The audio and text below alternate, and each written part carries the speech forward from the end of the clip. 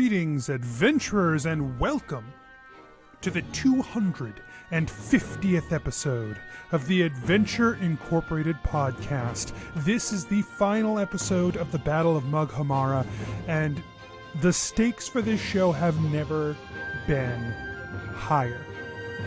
This is going to be a long episode, so we'll try to get right into it, but as always, especially when we're doing some, I'm very excited about how this episode is going to go and what people are going to think. So make sure you're shooting your feedback to us on Facebook or on Twitter, or that you're joining the Discord. And if you are enjoying what's happening here, share it with other people. They might enjoy it too. And I know we're pretty close to the end here, but this is still a great time to get someone new to get caught up before things close out.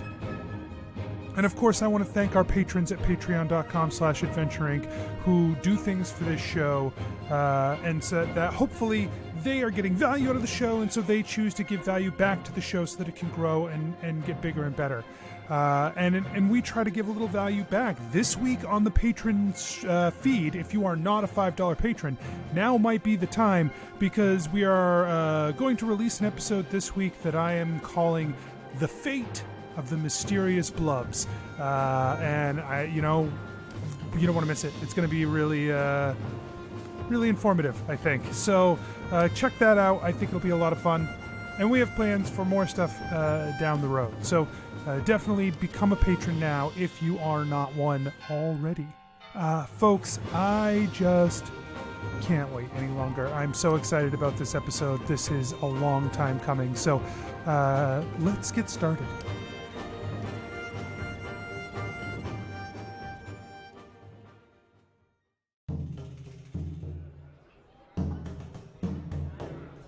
Nobles and farmers, knights and scoundrels, gather round to hear a tale of excitement and mystery. Brave adventurers facing grave dangers. Keth the monk. On a lighter subject, how's the whole corruption of the Iora Church going? On a lighter subject? Yeah. Jebeddo the rogue. We're basically family. So do you want to admit to your family that all you want to do is learn how to read so that you can read pornos? Jennuvera the sorcerer. Oh my god, guys, it worked! The plan worked! High five! Oh my goodness. Oh my god! We should have a plan more often! Asher the druid barbarian. With my nipples? Why are my nipples not convincing? Prepare yourselves, for this is the tale of Adventure Incorporated. Let's get started. No. Redbridge stares at the golden barrier in front of her. She draws in a deep breath. What do we do now? Lanier steps beside her. He doesn't look to her. He doesn't acknowledge her except to stare forward at that golden dome. He says, "It is up to the Many Pennies now." Inside, the four of you and the floating image of Verdum stand before Gorm Tintreach, the dark wizard who has been everything that you have fought against. Your weapons on your side, on your shoulder, strapped to your back, floating near you. They begin to hum and glow. This is the end. Around you in the dome, Gorm stands in the center, and around him, probably about 80 feet across from you, is the entire radius of the dome. I guess Diameter. It's not radius. Big dome. Big dome. So it's like I took geometry too. I took geology. It's a 80 circumference rock dome. That's why she brought up geology. It's all stone, quartz. We're inside a geode. Oh, wow. Nice. So This is a really nice dome. So an 80-foot diameter dome. The abjuration energy just pulsing around you. Just refracting On the ground. On the ground, there are 8 symbols drawn out into the dirt, glowing brightly. 7 of them have objects of power lying within the circle. One of them, the one that is exposed, is the symbol of divination, the one that Gorm himself would be empowering.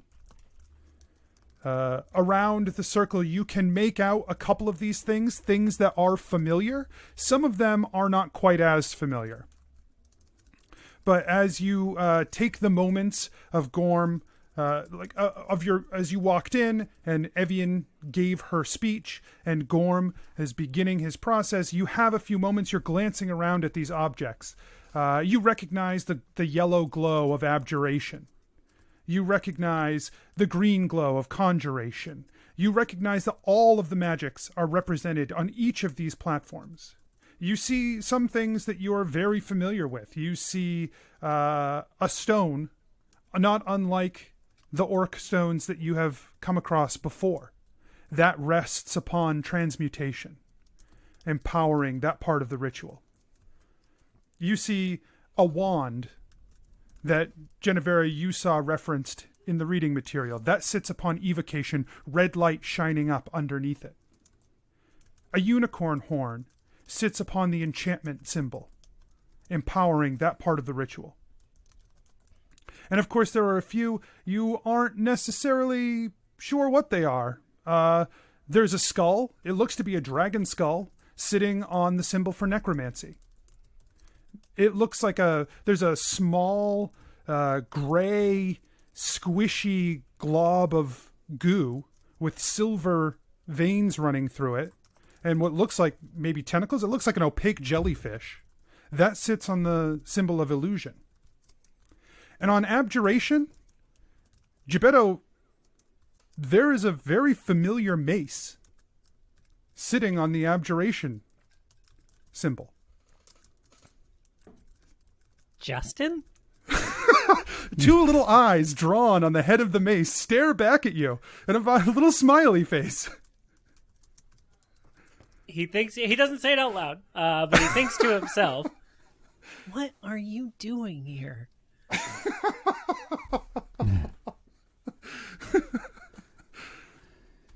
I don't remember that part of the story.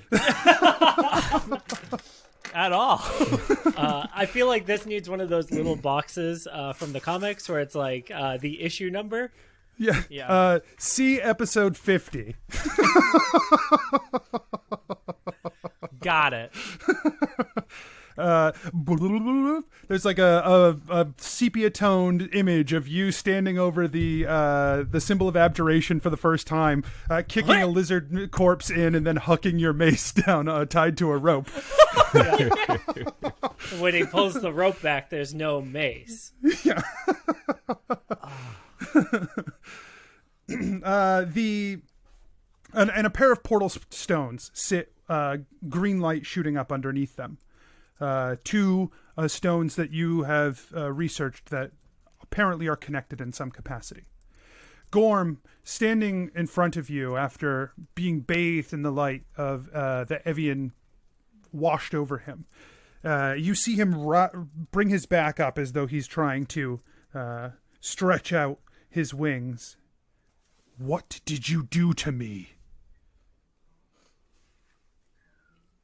You stuck like that, buddy. That is no matter. You have stepped against me for the last time. I am so close here. So close. And I will not fail this time.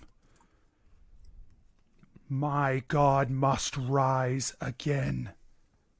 He must fight against everything, all of the oppression in all of the worlds I have visited. He will ride like thunder and fire. And I will save my people, whether they know they need saving or not.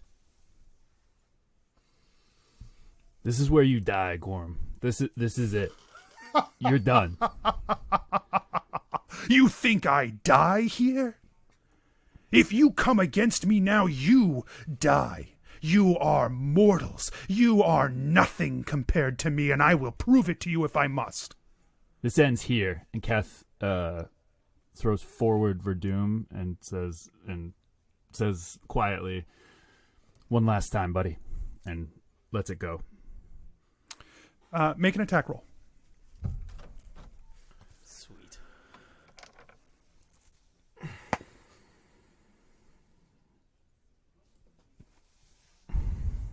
Natural 1. You just go with it. You throw Verdum. You direct your will toward Gorm.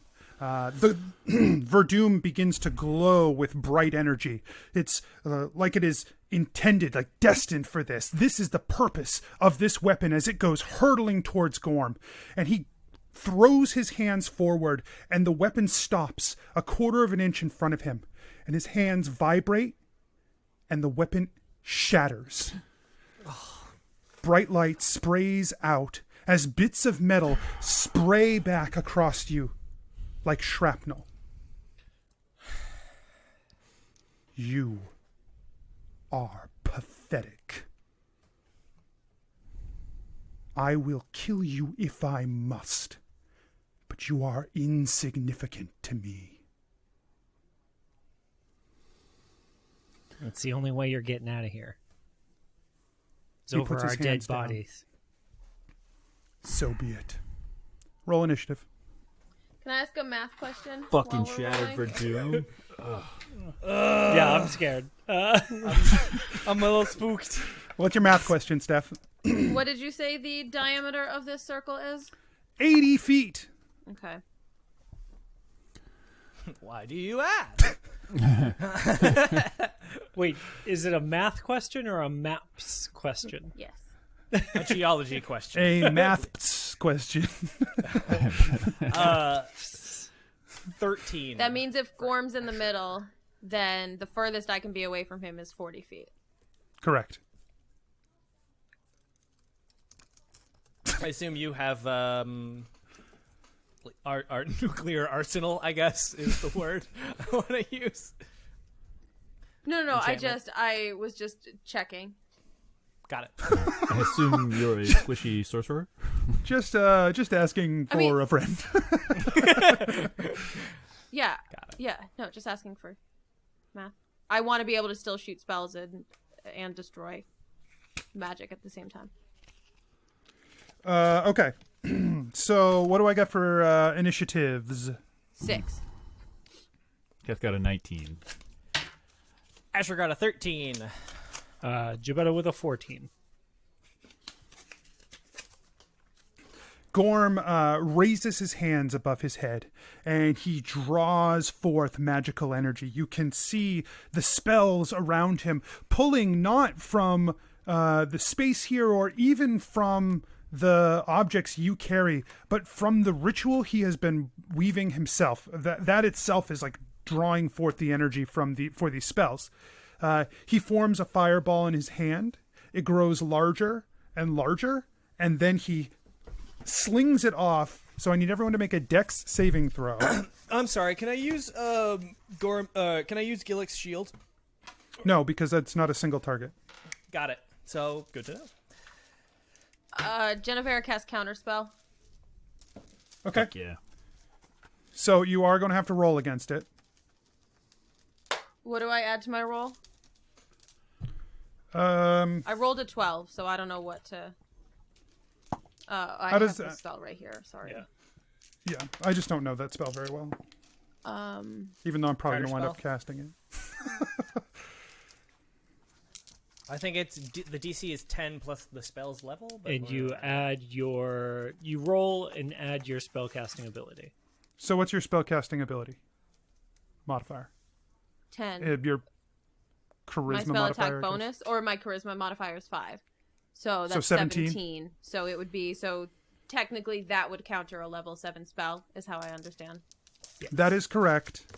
You fire. He raises this massive fireball and then goes to fire it off. You quickly try to unweave the spell that he has woven as the fireball expands farther and farther in the air, picking it apart. And as just before the fireball comes in and explodes on you, you find that last piece of magic that holds it together, and you dissolve it apart with your counterspell, tearing down the spell just barely. Hell See, we can do that too. A small smirk comes to his lips. I have heard many stories of you, brass witch. I think I will enjoy killing you. Yeah, probably. I'm just Asher saying he looks over probably at would. Genevera. I'm just saying he probably would enjoy it. Like, that makes a lot of sense. Like, we're that's gonna not enjoy killing him. But that's not how it came off. Yeah, no. It sounded like you think he's going to kill you. I mean, guys, he might. And he's definitely gonna enjoy it if he does. So No, that's fair. I Sorry, I agree I'm with not- that part.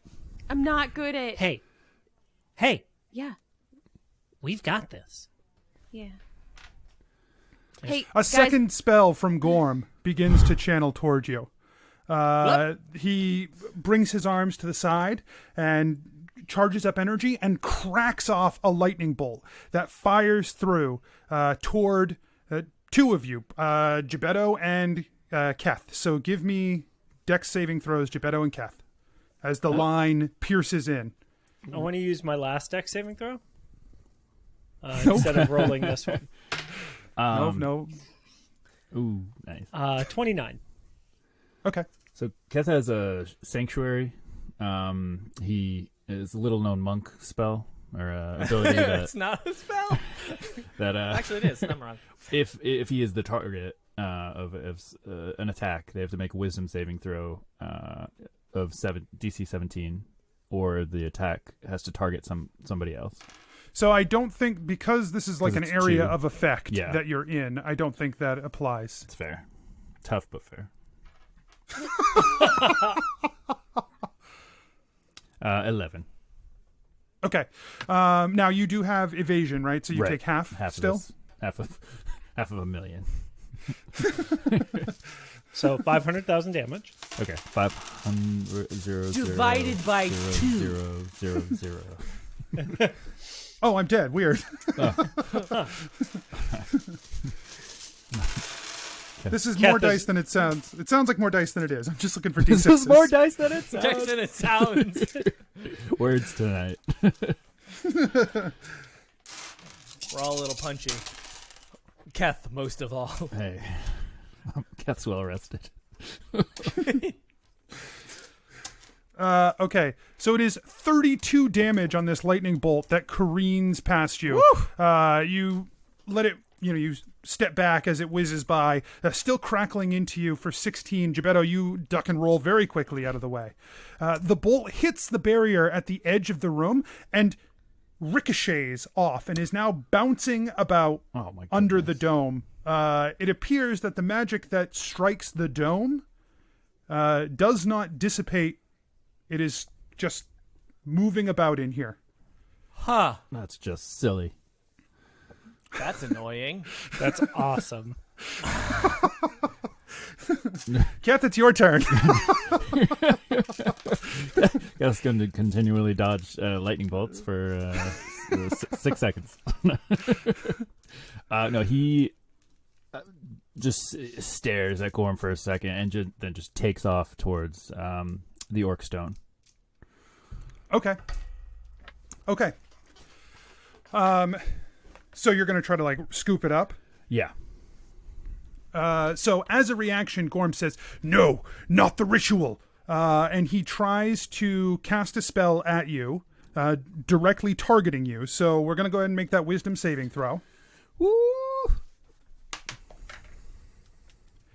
He fails. Yes. So he he turns instead, he can't even help it. You're moving fast. He goes to target at you. It slips. He targets Asher instead. Sorry, buddy. With a spell. Mm-hmm. Can I use? Do I have to succeed the save? No. You have to tell me before you make the save if you want to redirect the spell back at him. You do not know what the spell is. I am gonna redirect the spell, my dude. Okay. That's a big 10-4 for me, good buddy. Combo. You heal him! Ha ha! My trickery knows no bounds! I am Gorm Tintreach! So he goes to attack Keth. And instead of Keth, his vision slips. He targets Asher. He fires off a spell toward Asher, a ring of air that reverberates through space towards you. You put up the shield and you feel that connection to abjuration pulse through, and that bounces the spell back toward Gorm. It slams into him and he is knocked back right against the edge of the barrier. It throws him backwards. He slams into it and you can see that barrier, like, it pains him to touch it. That it just like pounds him with energy and then launches him down into the ground. Let's go. Ooh, that's good. That's good. Fuck yeah. If Keth gets to the stone, he's gonna do something. At the same time, he's trying to scoop it up. So I don't know if he's gonna do something stupid. I literally thought he was gonna say like something reckless and dangerous. Yup. Also.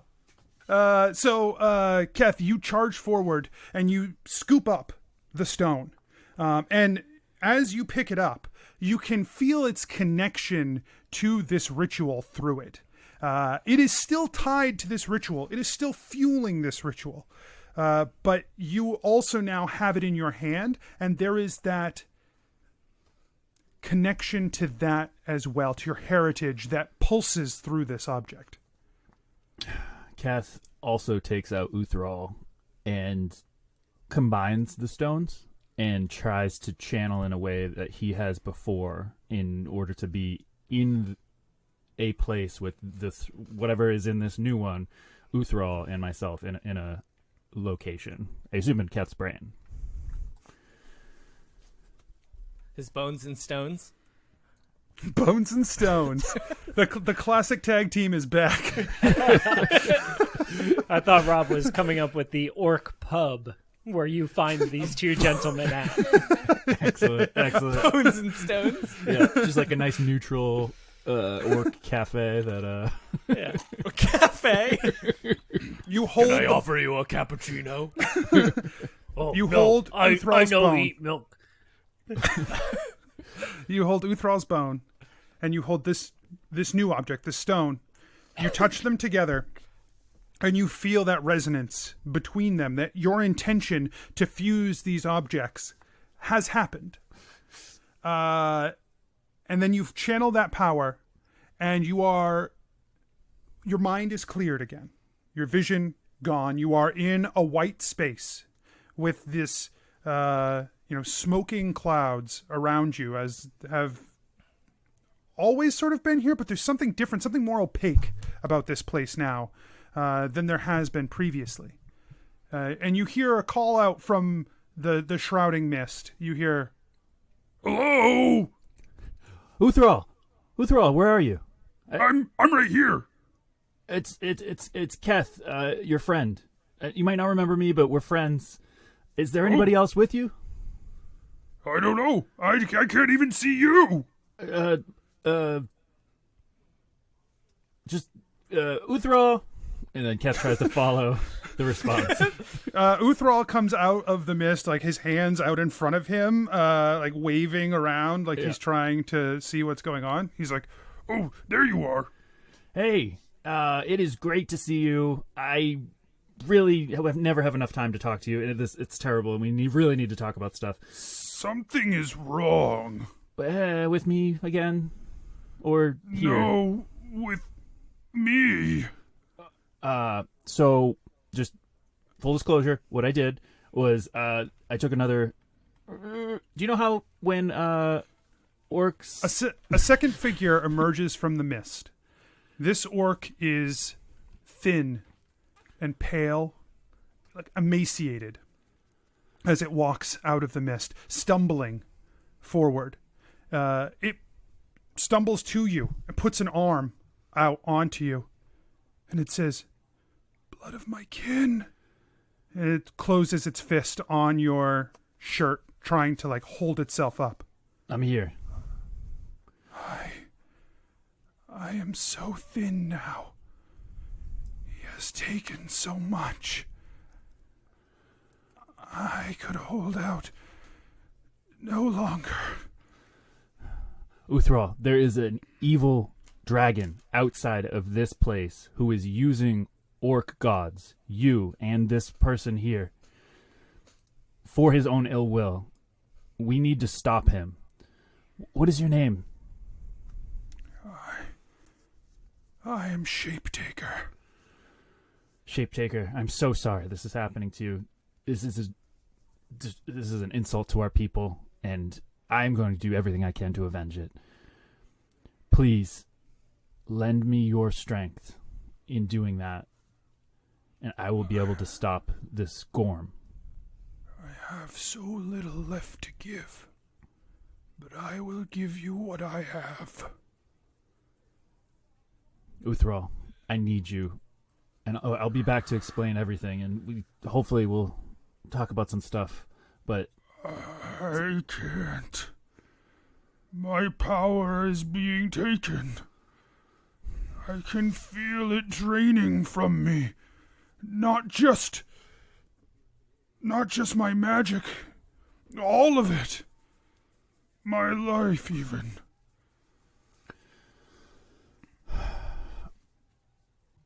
Keth, he says, I am so sorry. And he grabs Uthral and bites him and tries to take his power from him.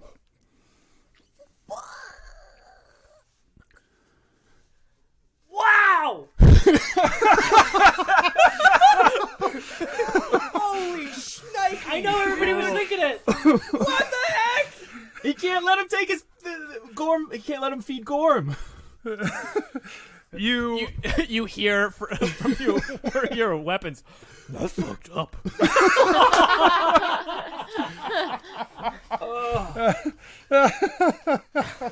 I hate it.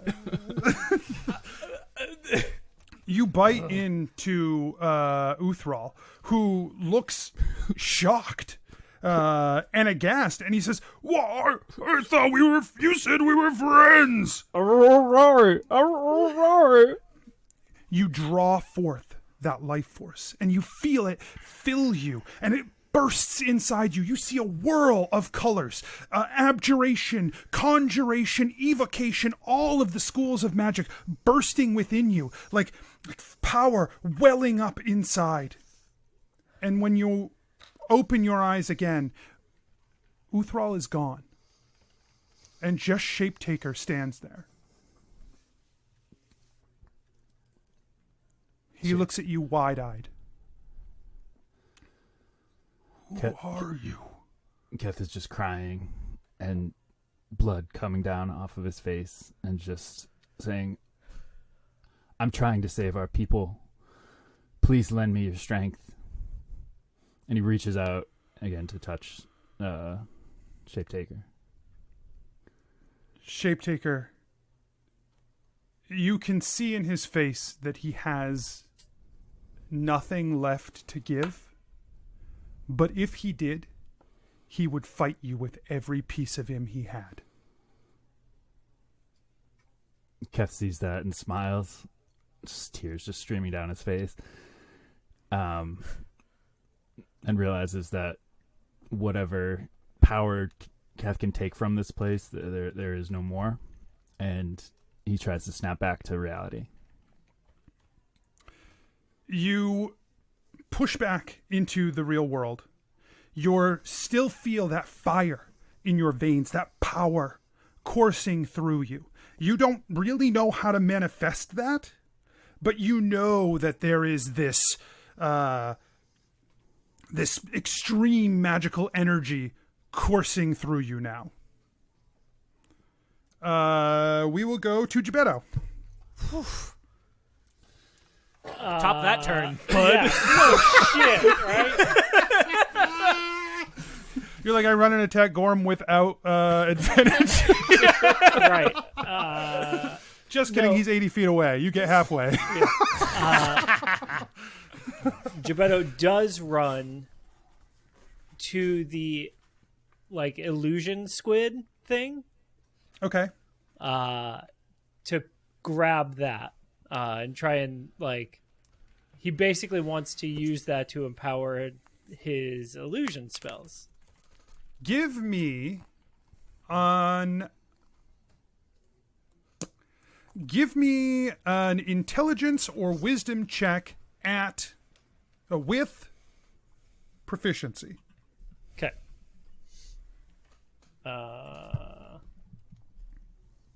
You can consider it a skill check.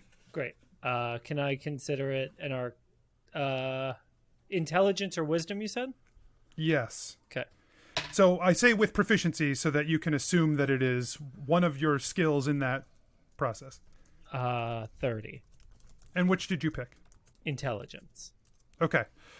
So you look down at this thing, and now getting a good look at it, from afar, it was just sort of this squishy gray lump. Up close to it, you see the squishy gray lump and the tentacles coming off of it, and you know exactly what this is looking over it. It all clicks together. The silver veins running through the inside of it. This is the brain of the Mind Flayer of Illusion. Whoa! That's dark, Anthony.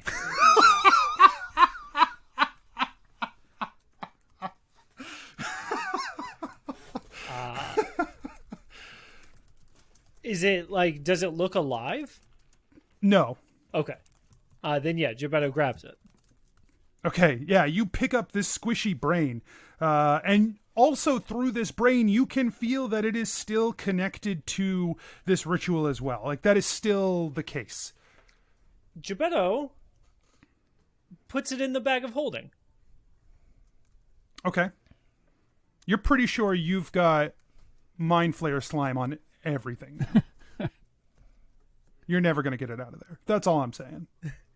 I just didn't. I was hoping. I still am hoping that putting it into a pocket dimension will shift something in this.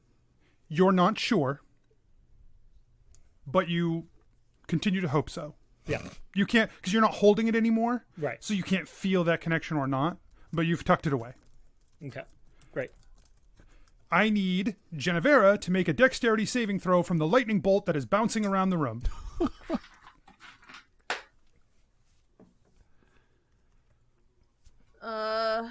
18. Okay.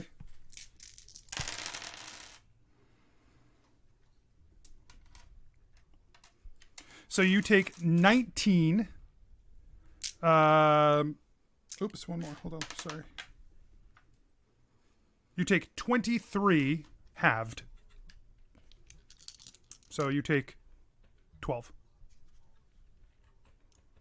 Okay, and then it continues to bounce around, although you do feel like that particular blast of lightning was not as severe as when you first saw it crackle out of Gorm's hand. Asher, it's your turn. Does Asher feel transmutation in this place in a strong enough form that he could cast a transmutation spell? You, unless you were bound to the ritual, you don't believe so. Good Whatever to know. transmutation is here, which you do feel it present, it doesn't feel like it's magic you can access. It feels like it's magic that's tied to the ritual. Understood. Okay, then I will cast... Sorry. I will run to the necromancy object, if possible. Okay. and try and grab it to empower necromancy spells Okay. You while pick up. holding the pendant of necromancy. Sure. You run over to the skull that is on the ground. You pick up this skull, and you can feel that it's tied to the ritual, but you don't really know, like, it's tied to the ritual. It doesn't really seem to do anything other than that. Okay. And then, hopefully, being in its presence, I try and cast Blight on Gorm. Okay. He has to make a con saving throw. He succeeds. Okay, he still takes... He's not a magical plant, guys. We all know this. He takes half of this damage, which is... 24. It's 88? Yeah. 24... 32, 33, 34, 35, 36, 37, 42? So it would be 42 necrotic damage, but he takes half. Okay.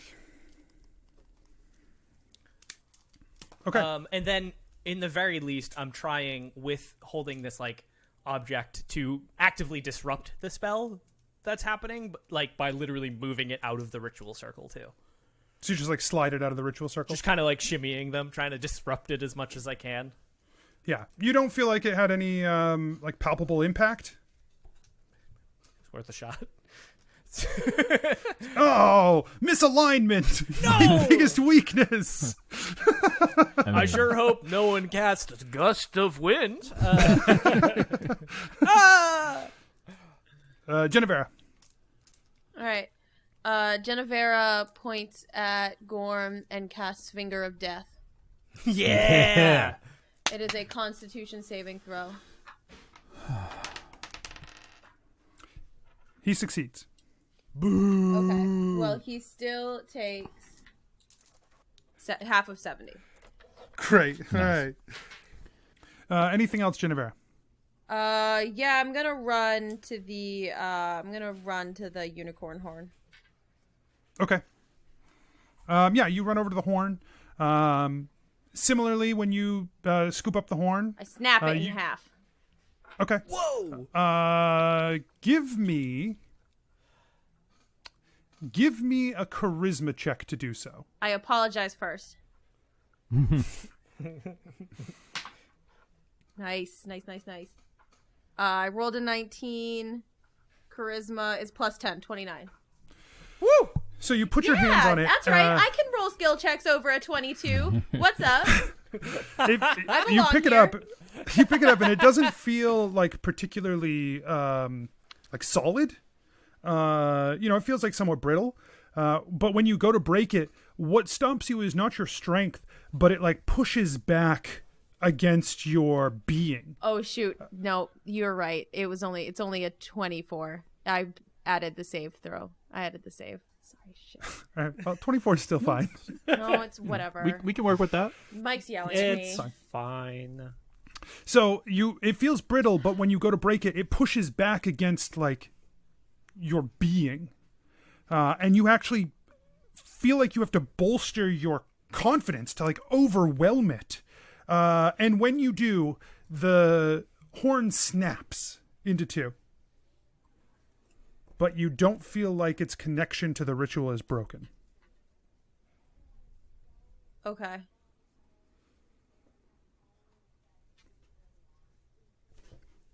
Gorm pushes himself up. What are you trying to do? This ritual is too important to have you... Just then, Keth, in your hand, the stone you're holding goes dead. And you can feel it go dead.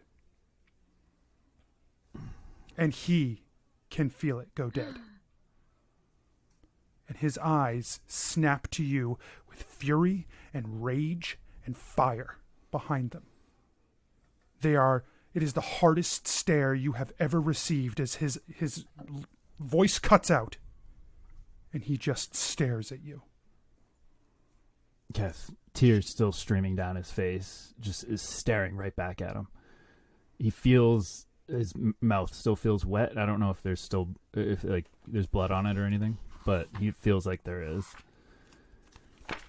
And he looks down at the stone and just lets it fall from his hand. And then he charges at Gorm. So as it crashes down to the ground, Gorm opens his mouth and utters a single ancient word. A word of great power. A word of death. Counterspell. Jennuvera casts counterspell. Wait. Oh, No, Tintreach already happened. So I guess wisdom saving throw to target. Nat 20! Yes! Yes! Check it! Check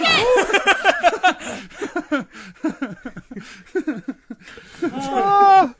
You just saved someone's life, Jennuvera, not Keth's. Maybe. What were you gonna do? Maybe. Oh, the redirection. I don't know if he would have made it, but she saved someone's life.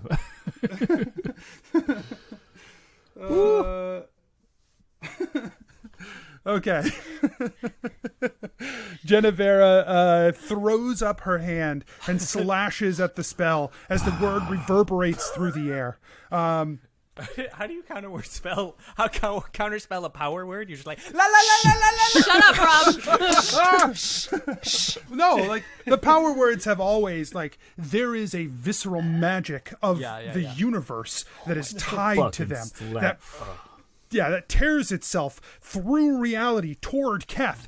And Jennuvera puts up a hand and just slashes across it with a magical energy that unbinds the word. And you hear the word reverberate again and again through this space, now empty of power, but still reverberating in a booming voice through this dome.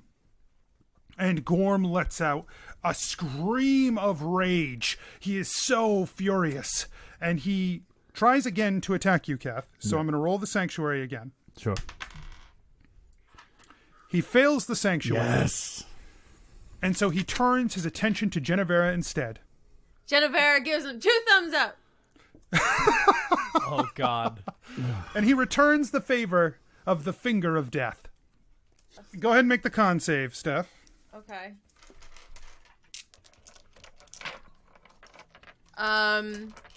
Jennuvera uses divination to not get the roll she just got. 19.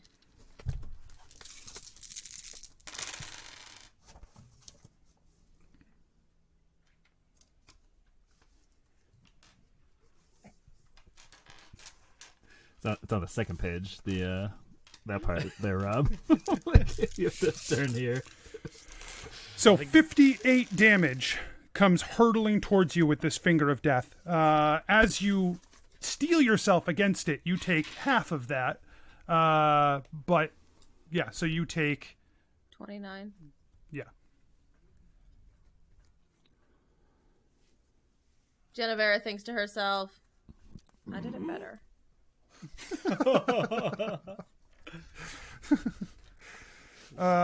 Keth, it's your turn. So this whole time, Keth, from when he dropped the stone to when he's charging, he's just roaring in rage and distraught. He's summoning all of this new power inside him. He has no idea what it is, and he just tries to, as he's running towards Gorm, channel it towards Gorm in some destructive way.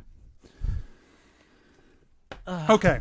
So as you run forward, you are charging and you're letting this energy fill you and you're feeling it pulse through your veins. You throw a hand forward and a sunbeam bursts from your palm, blasting out and slams into Gorm. So you should pull up the sunbeam spell because it's active for 1 minute. Oh, man, I'm so happy.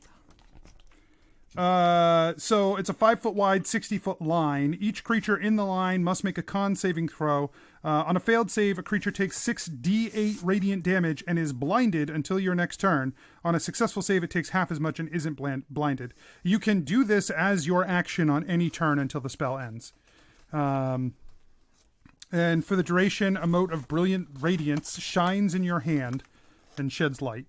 It's sunlight. Deal with it. So, yeah, this little ball of light appears. You fire it off at Gorm automatically on this round.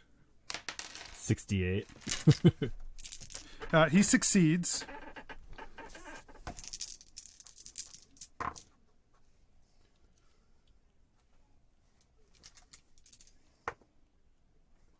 Uh, 21 for 68. 21 for 68. So he takes half that. And for your actions for the next minute, you can use a sunbeam instead if you're so inclined. So it's, okay. So I'm trying to see if there's anything else that matters here. That's the next 10 turns for. Yeah. Okay. Okay. Or 6 turns. I don't know. We'll see. Yeah. It's probably for a couple rounds I'll do it. yeah. But Kath, it's as he's Look, it's this game's very complex. There's a lot of rules I can't be bothered to learn. yeah. That's fair. I'm busy doing something else here, you know. So Kath feels this light and just power just build up in him, and as he gets close, casts it. He's trying to basically tackle Gorm and also cast this sun into him. Like, Okay. So then you fire it off again. I need you to roll the damage again, and I need you to roll a Constitution saving throw. okay. Because as you fire this at Gorm, it travels against the wall behind Gorm Oh my goodness. and bounces back and hits you.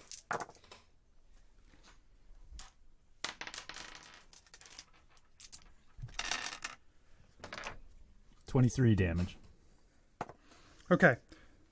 Gorm succeeds, so he takes 10. I guess 12. And con save of 15. It's your own spell save DC. So did you break your own spell save DC? No. Then you now take full damage and are blinded. Oh my god. Buddy. This episode is Keth makes decisions. Wow. Strong moves. All right. Asher, I need you to make a dexterity saving throw as a bolt of lightning is still bouncing around the inside of this dome. Got it. Done. Dunyan rings. 18. You take 10 damage. I am fine with this. Is that already halved? I already halved it this time, Okay, yeah. thank you. Sorry, that was not clear. Thank you. Next up is Gebeddo. Yeah. Gebeddo reaches into the bag of holding. Okay. And he puts his hand on the brain. Okay. And with his other hand, like down low and so subtly, he weaves magic together to cast Major Illusion. Okay. You are touching the brain. Yes. You can still feel that the brain is connected to the ritual. Okay. You do not suspect the brain has empowered this spell for you. Okay. That's fine. What is your major illusion you are creating? If he doesn't feel like it's empowering, can he pull the brain out and see if that changes anything for him? He can. You feel like the brain holds a substantial amount of illusion power. You feel like it is tied up in the ritual. Okay, got it. He still does this, but he casts... So the illusion that he wants to have appear is a rippling blue portal. And from that portal walks Torval. Okay. As Torval steps out of the portal, in his voice, he says, Gorm, this is not the way that this should have gone. This is not your world.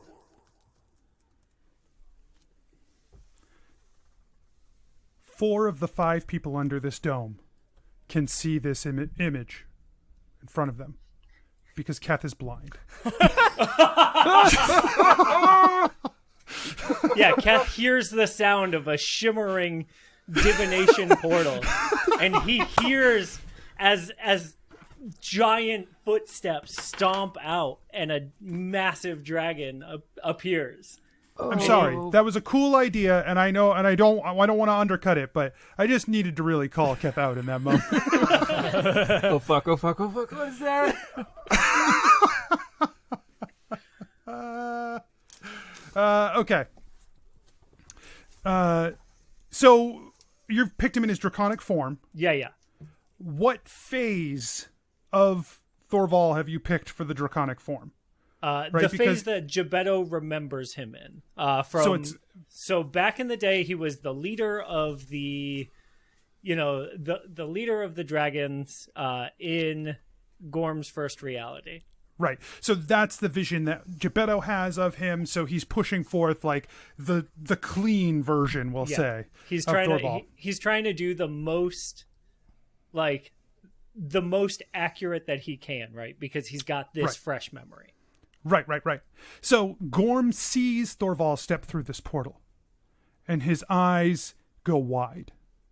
And then he narrows them. He hesitates, and he narrows them, and he steps forward carefully. He cocks his head. He says, "Thorval." Yes, child. You are dead. Yours is dead.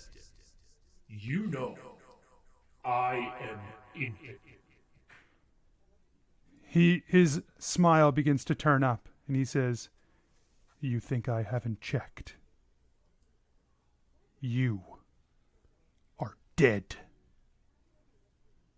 And he fires off a spell through your image at you, Jebeddo. Cool. Damn. Yeah, So give me a dex saving throw. Okay.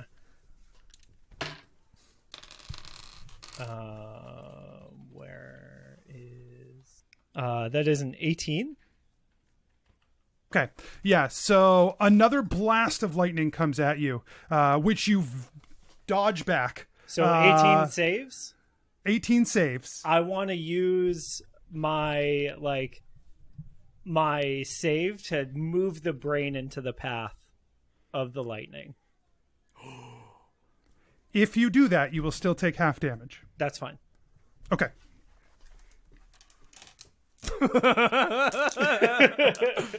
Real tricky. That feels worth half damage. That's fine. That's your choice to make. It's your choice to make.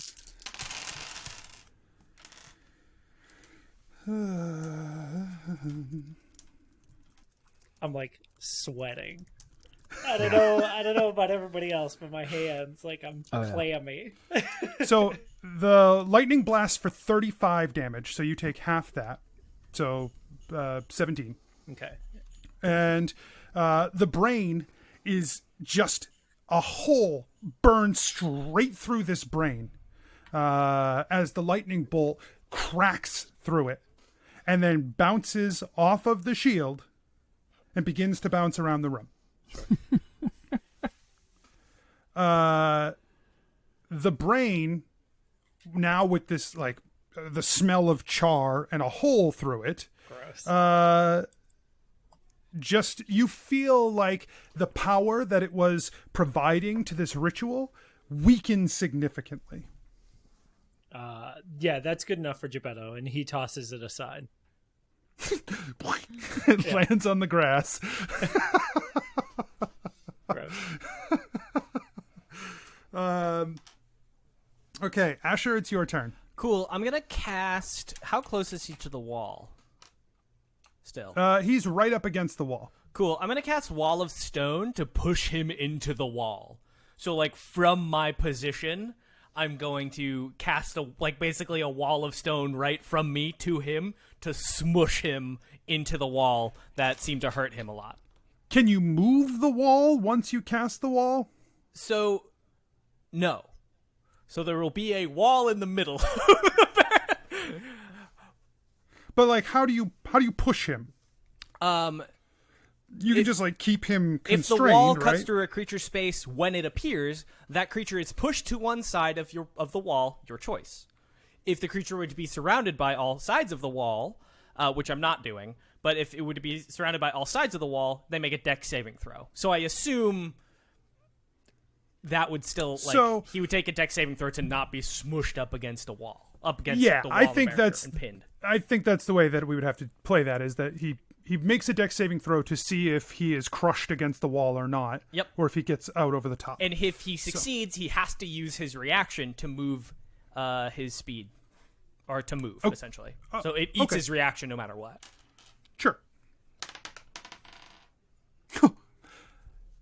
He fails. Yeah! So as the wall goes up, suddenly the stone tears up out of the ground. And you see Gorm disappear behind it. And you hear that same crackling sound as he is pushed against the wall. And then the stone wall shatters as he is launched through the wall from the magical explosion powering behind him, and smashes him through the wall. It does not look like it was comfortable. That's good. Great. That's my and then I'd like to cast Healing Word on... Oh, no, because I can only cast one spell. Never mind. I'm done. Okay. How much damage did that do? I'm just curious. Well, it did 50 damage. Okay. That's good enough for me. It's real good. Meager. It did enough damage. It did the amount of damage of each of the wall's pillars, essentially. Oh, yeah, because it goes through. They have 30 hit points each. So, per inch of thickness, and are 10... Ooh. Oh, boy.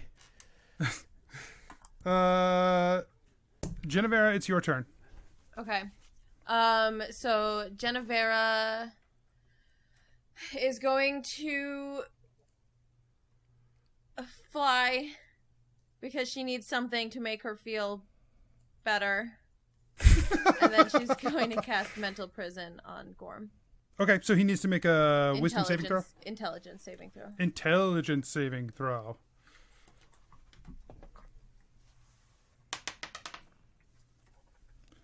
Okay.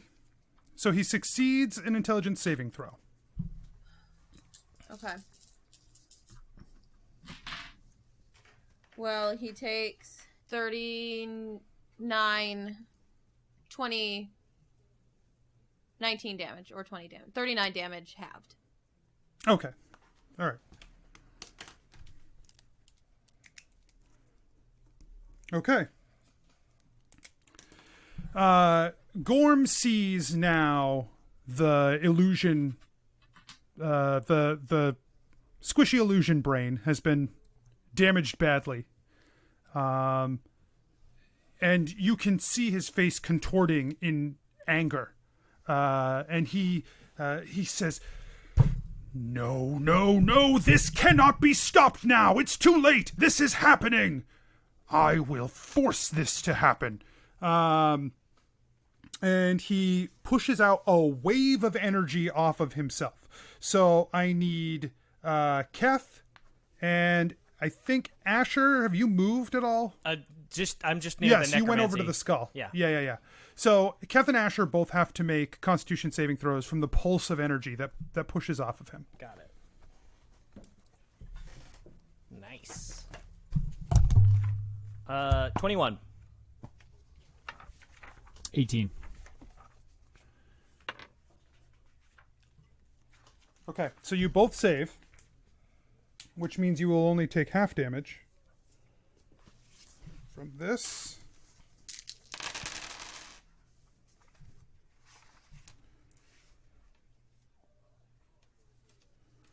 Okay, so the spell deals 38, so half that. 19. Okay. You each take 19 necrotic damage. Okay. Gorm glances around. He scrambles across the ritual field, like the space, to evocation. And he scoops up the wand, and he points it toward Jebeddo. And Jebeddo says, "You can try it. That's busy." And he takes he points it at you, right? Stares at you. And then he drops the wand and he holds up his other hand to fire off a spell.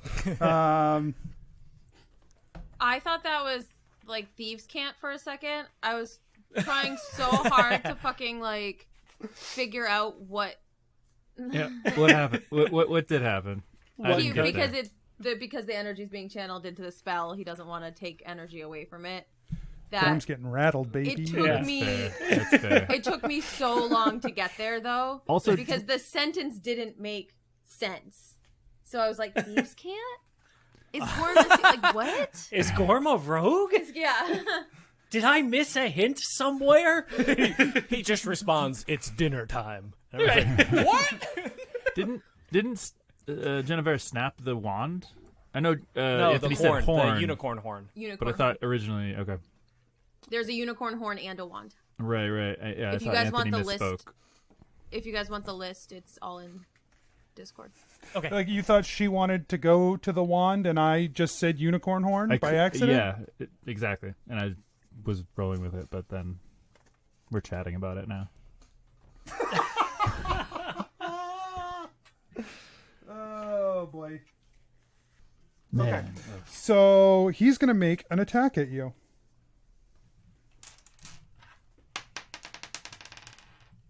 Oh, okay. Okay. So he charges up a spell and he fires off this spell at you. You feel like he didn't, because he hesitated, because he went to go point the wand and it just like didn't do anything. He didn't have time to do like a really powerful spell. So he fires off another spell. A bolt of energy flies through the air, totally off target. It just flies right past you and hits the barrier and begins to bounce with the lightning bolts. God. So there's now another object flying around in this space. Does Jebeddo recognize the like type of energy that was fired? Do you want me to make like a Arcana check or anything? Yeah, give me an Arcana check. Okay. That is 15.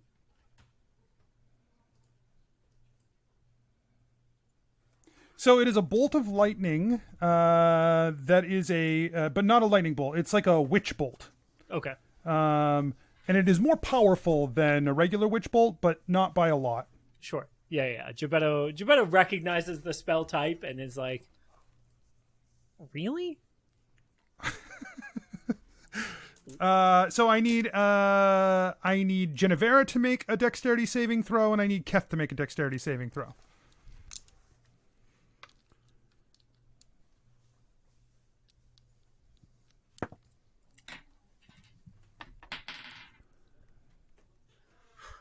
$20. 21. 20 and 21? Mm-hmm. Yep. So Jennuvera,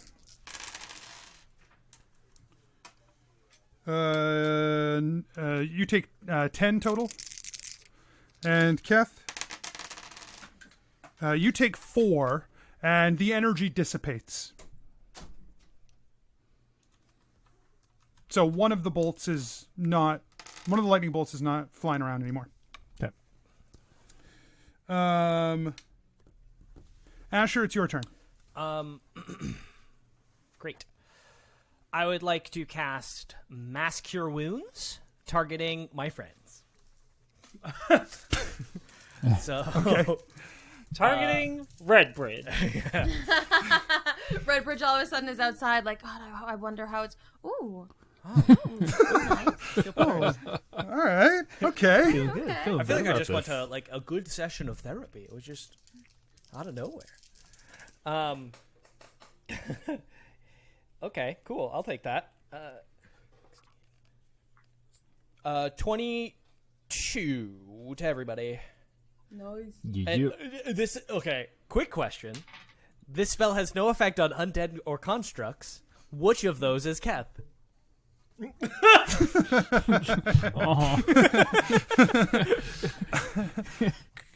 Currently, neither. That's good. So he gets that. He gets that hit points. He gets that hit points. He gets them. He gets it. That one. That Gets one that, hit points. Gets that hit point. Yep. Okay. Jennuvera, it's your turn. Okay. Jennuvera looks at the unicorn horn in her hand, and she casts Vampiric Touch on it. So she is going to take 3d6 of its energy to heal herself. Wild.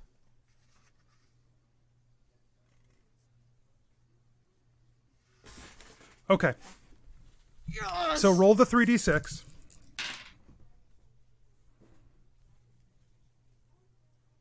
$19. Okay. So you heal yourself for 19. Let's start with that. You channel this necrotic energy into the unicorn horn, and you feel a change, a shift, as this horn stops being a focal point of enchantment and begins to be a focal point of necromancy. But there is a reverberation throughout the ritual for this. Suddenly, everything around you, like the connection you have to this, feels very unstable. Things are spiraling wildly out of control as this ritual begins to unweave itself. And you can tell, Gorm can tell.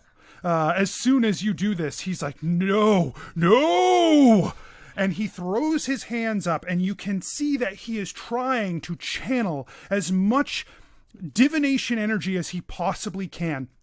And you get this sensation, all four of you, even though you're blind, Keth, you get this sensation that washes over you as it layer upon layer upon layer of realities overlay in this space. He is trying to pull in multiple realities down here all at once to try and stabilize what is happening here, but it is spiraling out of control. You see 4 different versions of the tower behind you, 3 of the barracks. In front of you, there is a whole mass of people, some you don't recognize, some who are dead. All of a sudden, there's just objects scattering the ground here. There's a cart and a the popcorn cart, it's back! and he's just pulling more of these. Nothing can solidify. He doesn't have the strength, the power to move beyond this plane, but he is overlaying them, drawing them here. Multiple layers of these realities stacked upon stacked upon stacked. One you see like a strange mechanical beast, like a large mechanical beast just off to the side that seems to be like putting out a horrible sound. And he's just like layering these on, trying to stabilize the ritual around you. Keth has taken this time to calm himself and use his training to basically get in his right mind. Still horrified at what's happening, what he did, and just knowing that this has to stop here one way or another. Also, you're blind. I cannot stress enough how blind you are. Keth shouldn't be blind unless this affects him differently. I'm blind until my next turn. Oh, okay, yeah. So at the start of your turn, sure. Okay, fine. You're no longer blind. Yeah, hey, but man, he doesn't Daredevil even open his eyes. blind. Yeah. And I feel like I was really hoping for like a blind, like, fuck it this way. Just fire it and see what happens. Keth is in his right mind again. Otherwise, he probably would have just started swinging. But yeah, he takes a moment though, keeps his eyes shut to, gather himself and opens his eyes to this fucking chaos around him, like this fucking reality. He has no idea what's happening. Kind of assumes Gorm's trying to jump, actually, and he promised Hallie that he would follow Gorm if he left here, and thinks of that promise and charges Gorm and tries to, stop him from doing whatever he's doing and fucking hit him in the face. Gorm is very distracted. As he draws these realities, like he is just focused on trying to keep afloat this ritual that is very quickly coming apart around him. And he does not even realize you are there when you come barreling into him full speed. And I mean full Keth speed. Yeah. As you come charging into him and tackle him to the ground. And his hold on these realities just vanishes as one by one they spiral out. And now it is not this one place that you see with all of these realities overlaid, but like a fractured mirror over you. You are peering into all of these versions of this ritual overlaid one by one across this mirror of divination rituals. Fuck. And Gorm lying on the ground. No, what have you done? You have given me no choice. A portal. Counterspell. In the center of this place. It is not a portal. It is not something Gorm is doing. Shit. It is a portal of black. Shit. And purple. Oh. And blue. Oh, can I counter the Shadow Lord, though? Can I still counter him? A foot steps through the portal. And Viltroth moves from the shadow into this space. He looks down at Gorm, who is crying on the ground. And he says, "Your offer is accepted now." He turns to look at all of you, and he says, the portal closes behind him. He says, "So it comes to this, then. You have played your parts well, and the bargain has been struck. We move to the final phase. A dark tendril of shadow embraces Gorm, starts to wind its way around him as dark energy forms at his eyes and mouth. His body begins to float up into the air. Viltroth, looking down at the ground, looks back up. He says, "I don't suspect we get out of this without you trying to stop it. Am I right?" You're fucking right about that. And Keth, like, who's closer, Viltroth or floating Gorm? Already you can feel the energy radiating off Gorm. You could try to stop what's happening by attacking Gorm, but you don't really think, from what you can tell, you're not even sure you could get close to him with the power that's coming off of him. Yeah, I mean, Keth you could try. Keth tries to get at Gorm. Okay, so you try to wrap yourself up around. You try to wrap yourself around Gorm. So give me a charisma saving throw. 12. You take 18 shadow damage and are thrown backwards away from Gorm. No. This shit again. Viltroth says, "I appear to be outnumbered. But the nice thing about someone like me is I can always find friends wherever I am." And he raises his hands, and you watch his arms begin to pull their way up out of the dirt, and bodies begin to pull themselves up.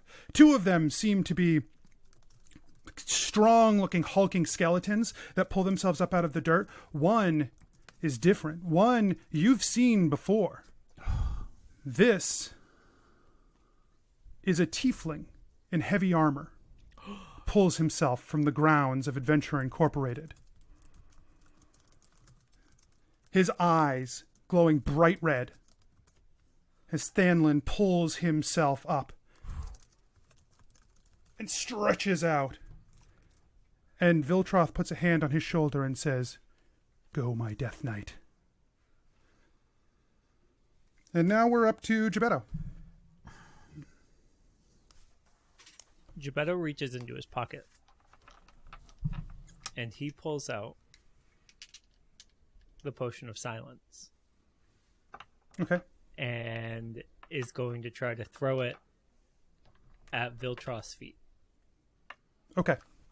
I assume Viltroth and Thanlin are like next to each other, basically, right? Yep, he's got his hand on his shoulder right now. So I'm going to try and get it between the two of them because it affects a 10-foot radius when it's smashed. Okay. And it's a con save? Yes, it is a DC 18 con save. So I think you toss it, no problem. Right? This is your specialty. You're good at this. Yeah. So... Lobbing bombs? Yeah. Jebeddo's got practice. A hush falls as you toss the potion there. Do they make a save every turn against it? It says here,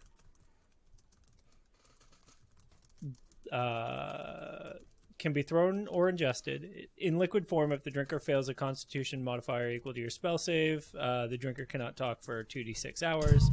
If violently broken, it will vaporize in a 10-foot radius cloud. People who breathe in the cloud cannot talk for 1d4 hours.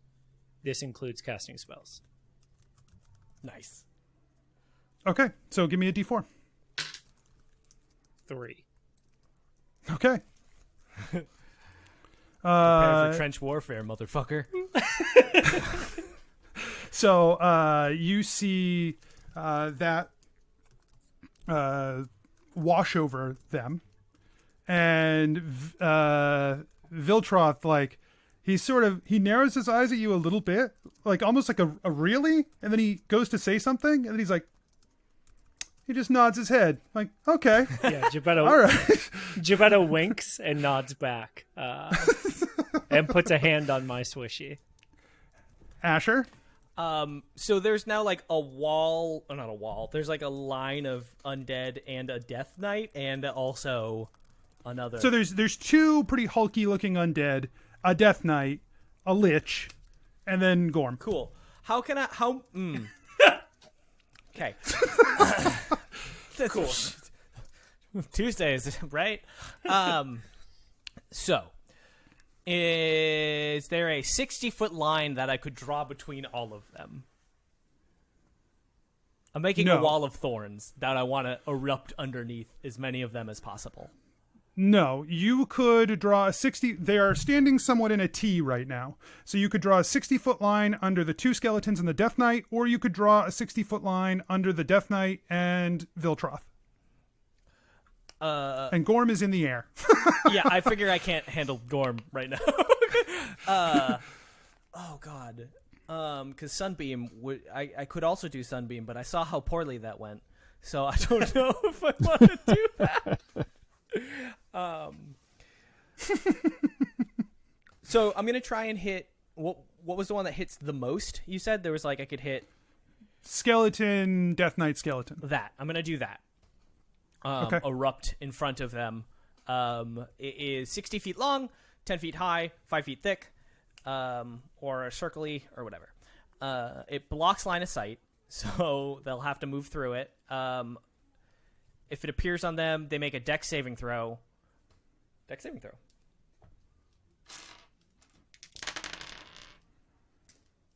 Okay, weird.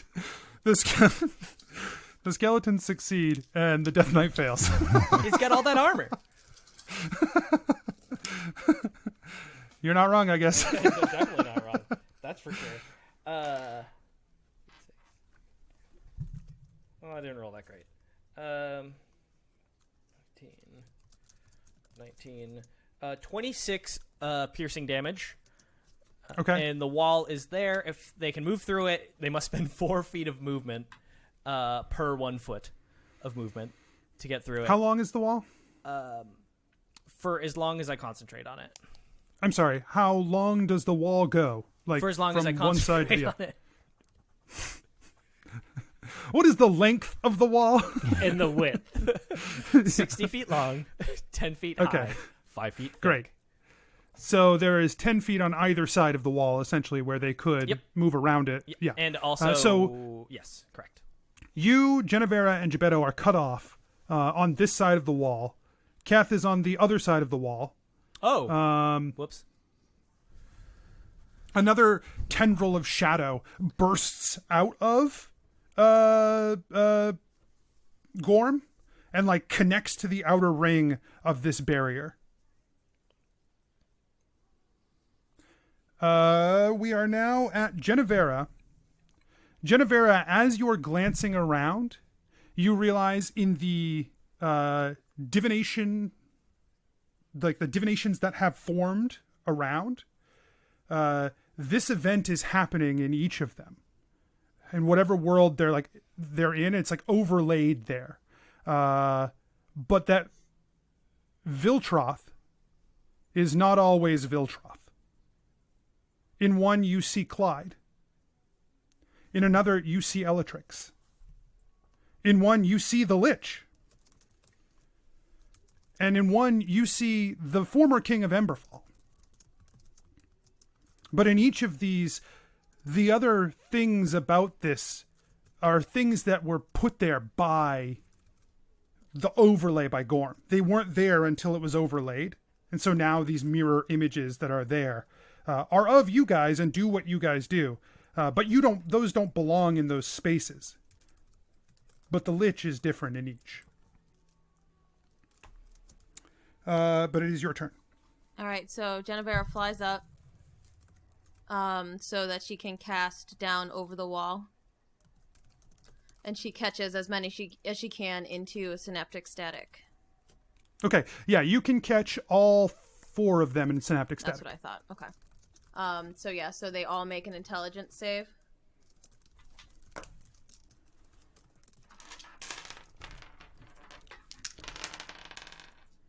Four fails. Okay, wow. Let's go. So, all right, so they take 40 damage each. Woo! And for 1 minute, they roll a d6 and subtract that number from all of their attacks, ability checks, concentration saves. Okay, the 2 skeletons crumple. In that space, they just...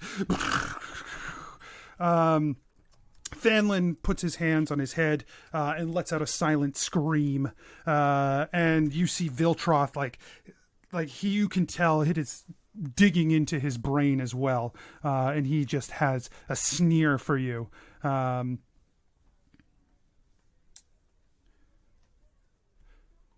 The images above your head begin to blacken at the edges as another tendril shoots from Gorm.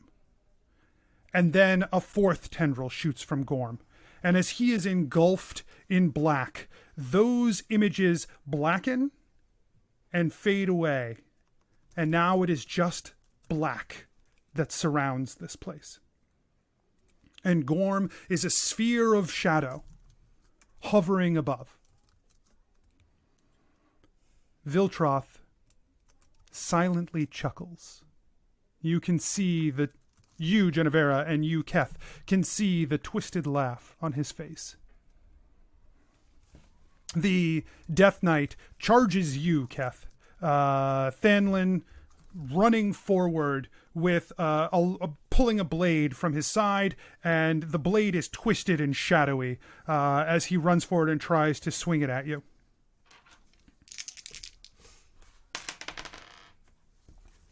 He misses. He misses. He hits. Wow. Keth had drawn his a quarterstaff to try and stave off these attacks. He swings into you, takes 16 shadow damage. All right. Now, give me a con save. 21. Take 18 shadow damage. And it is your turn.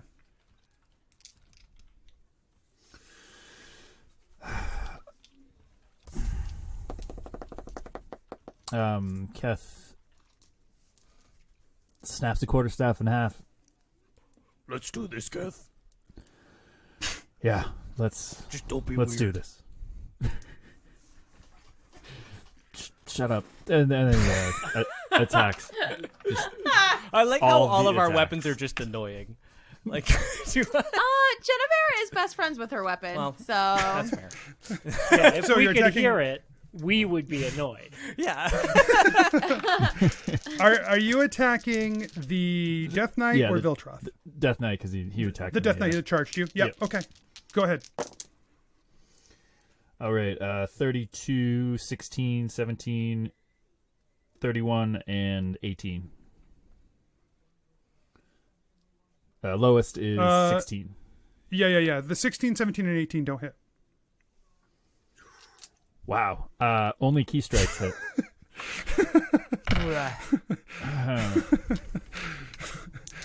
And Keth, because he has composed himself, he did spend the extra key to protect his soul. Okay. 20 damage. Okay. Oh, now Keth's soul is important to him, huh? He's been trained. He's been trained. Not when he was eating gods. Damn it. So don't bring it up. He's real touchy about that right now. Gebeddo, it's your turn. Yeah. Sorry, bonus action. Keth's gonna fucking down a health potion. Okay. So the wall of thorns separates me from Sleeping Beauty. everyone else. Affirmative. Except Genevera and Asher. Oh, no, I right. guess Genevera's, she's just up high. Yeah, I'm fine. Fuck. Okay. Gebeddo hops back 10 feet and throws a fireball at Gorm, knowing that he'll Okay. catch Thanlin and Viltroth in the like explosion Blast. or at least the reverberation off the wall. Sure. Even though you're pretty sure you'll also catch Keth if he's nearby any of them. I have no idea where Keth is. You know he's on the other side. Yeah. Yeah. Okay. I hope I don't kill him. Okay. And so let's see. How many what's a fireball do? 86. 86. 1, 2. 22 damage. It wasn't Okay. great. You throw the fireball at the swirling mass of black that is Gorm. As the fireball makes its way up there, like as it gets near this mass, you watch as it is almost pulled off course and swirls around the sphere of black, of shadow.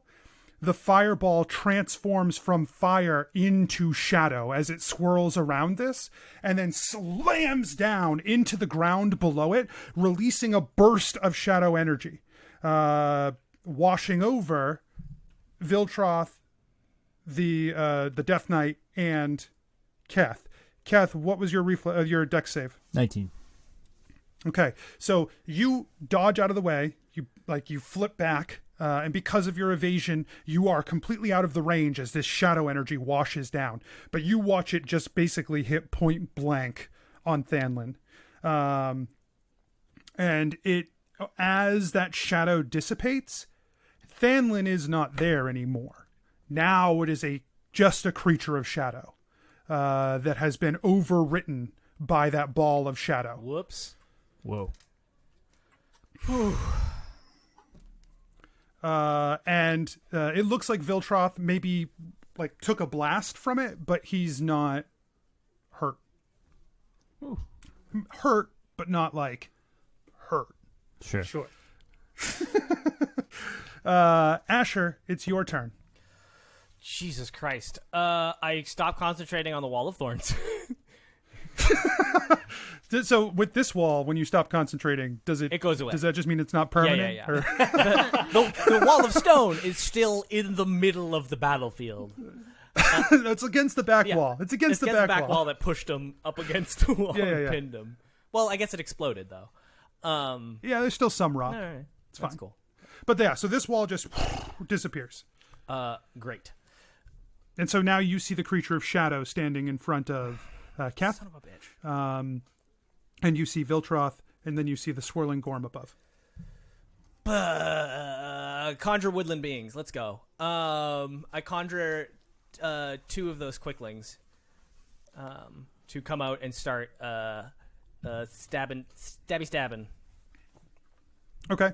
Because I think Who are you sending him after? the creature of shadow. Okay. Actually, no. After Viltroth. Okay. Sorry, I'm pulling up their stats really quick. They make 3 attacks each.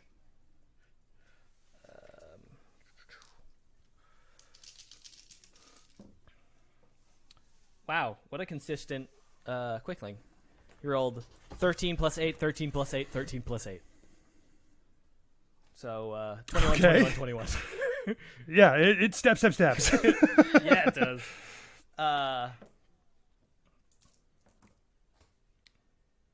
So one is 10, one is 9, and another is 10. Just real consistent, this guy. Okay. And the second one attack. Viltroth gets stabbed by these, and you... It's like he doesn't even dodge them. Cool. He takes a second round of stabbings. Okay. This one also very consistent. 19, 19, and a critical 1. Okay, so 2 of them get in this time. Yeah, but very consistent. Yeah. Another 10 and a 7, so 17. Okay. Anything else from you? No. Jennuvera, it's your turn. Okay. So Jennuvera is going to there's no sphere without killing the quicklings and hitting the quicklings. No, because I mean they're right up on Viltroth. You couldn't hit Viltroth without hitting the quicklings. That was what I wanted to. They have evasion, though. Okay. Jennuvera doesn't know that, so she is going That's to cast Vitriolic Sphere on Gorm. Okay. So I imagine I can get just him. Because yes. she's in the air and she can do like a... Yeah. You can wiggle like around. fire it so that it yeah. Okay, so she's going to do that, Vitriolic Sphere. So since he has to make a dex save, I imagine he just like automatically fails, right? As you fire that spell towards Gorm, when it approaches that dark mass, it also becomes like sucked in as part of that and swirls around, turning to shadow, and then explodes over the group below in shadow and rains shadow down. So, Keth, I'm going to need another dex save, and I'm going to need a dex save for the quicklings. Okay. Oh, son of a B. I just closed it. I thought they had evasion. Oh. They do. They have to... I was like, don't yell at me now! You're fine. It's fine. I don't feel anything strongly for them, so if they die, it's fine. 21 for dex save for Keth. So, Keth, you managed to avoid another rain of shadow from above. Good Lord, man. Dex saves on the quicklings. Plus 6 dex. And they have evasion, so it's not an advantage, but they have evasion. 22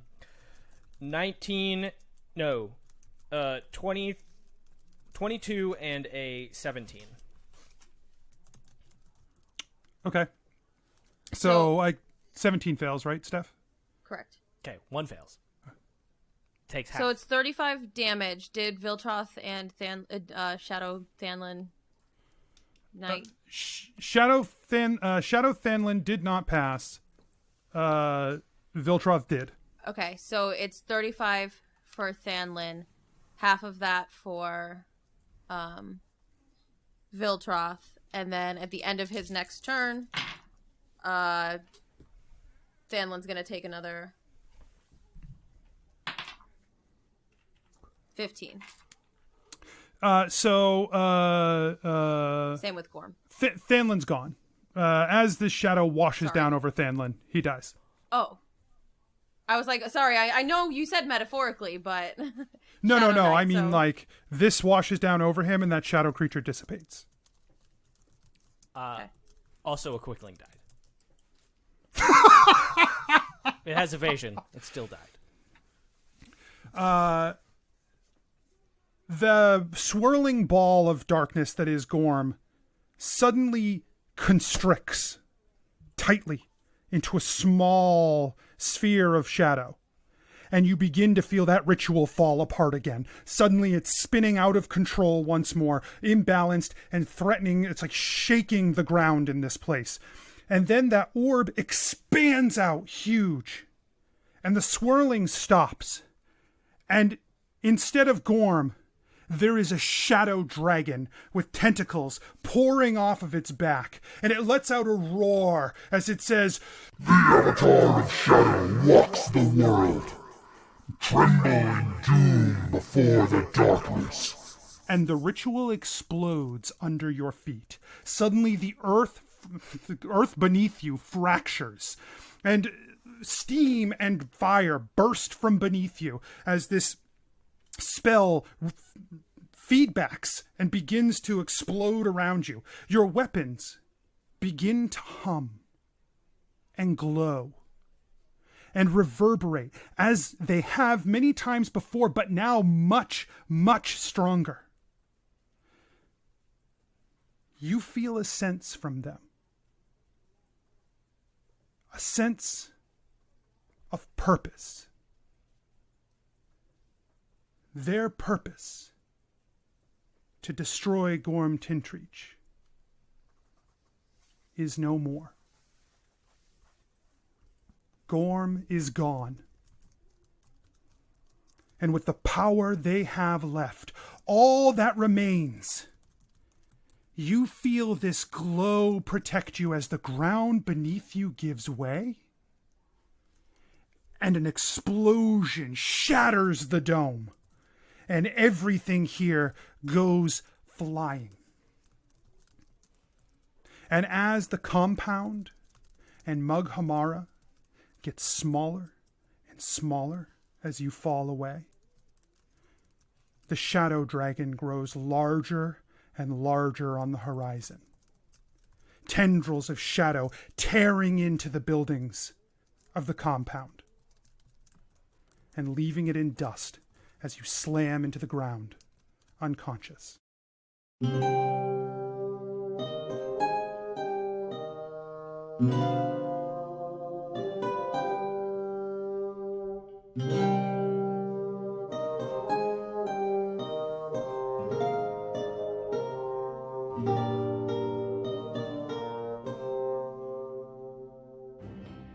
Hey everyone, just a couple quick reminders. If you like the show, don't forget to tell your friends. And you can head over to patreon.com/adventureinc and become a patron as well.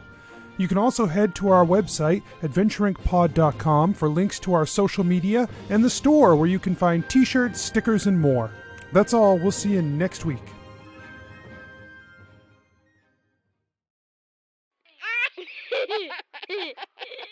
Serious business.